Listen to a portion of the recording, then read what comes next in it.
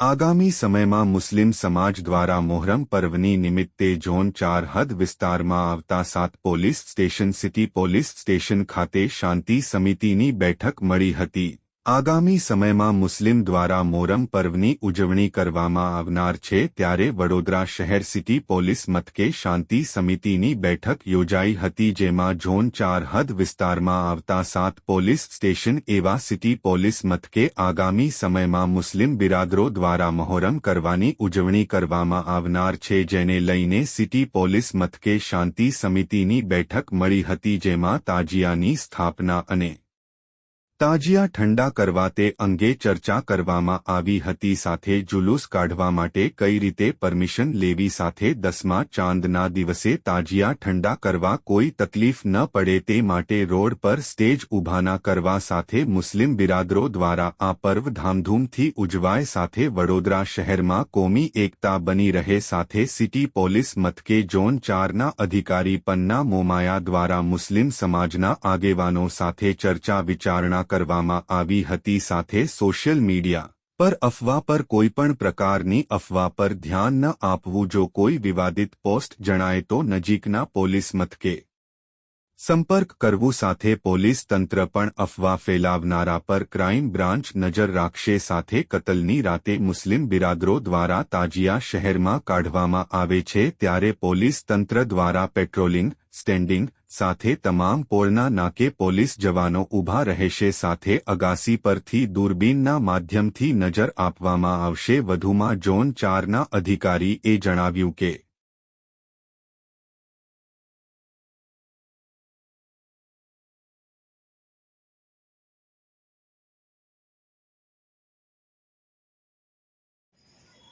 ત્યાંથી આગળ ચાલીએ તો ફતેપુરા 4 રસ્તાથી ફતેપુરા ચોકી, અડાણિયા પુલ અને જ્યાં સરસિયા તળાવને જે ટર્ન લેવાનો છે ત્યાં સુધીનો જે રોડ છે, આ તરફથી જોઈએ તો માંડવી ગેટ, ચાંપાનેર ગેટ અને અમારી મંડપવાળી વાત રિપીટ કરું છું, સિટી સરનો જ આદેશ છે એટલે મહેરબાની કરીને ગમે ત્યાં 4 પાયા નાખી પ્લેટફોર્મ બનાવી ઉપર તાડપત્રી નાખીને આવા મંડપ નહીં બનાવો। જેને બનાવવા છે, નાખવા છે, પ્લીઝ છે અને પેનિકલેસ આપણે તહેવાર ઉજવવાનો છે। બાકી લો એન્ડ ઓર્ડરમાં અમે બેઠા છીએ।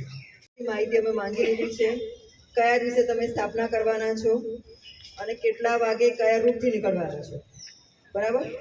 તો અરજી બધાએ કરી લીધી છે એવું માનું છું। બધા કોઈ બાકી છે અરજી કરવામાં?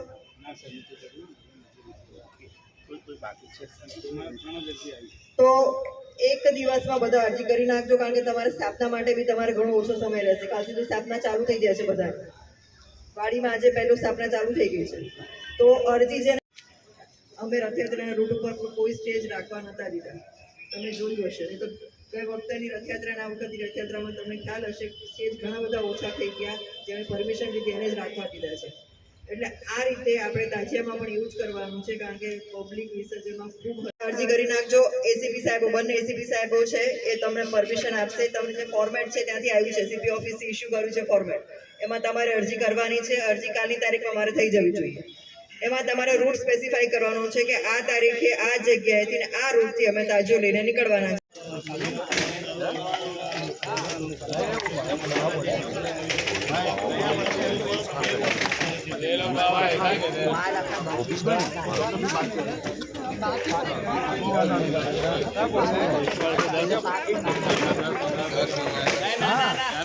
બહેની બી ખાઈ છે કે ત્યાંથી તાજા આપણે નીકળે છે। આપ સાહેબ વિનંતી છે કે સહી સલામતી મારા ભાઈ તાજા સિસ્ટમ વગેરે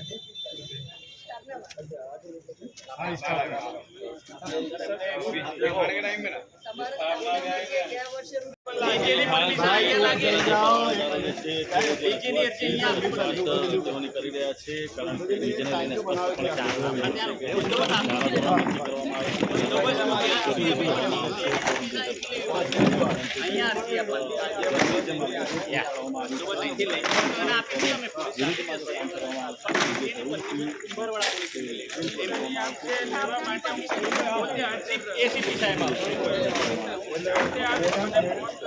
પોલીસ તમારા ફાયદા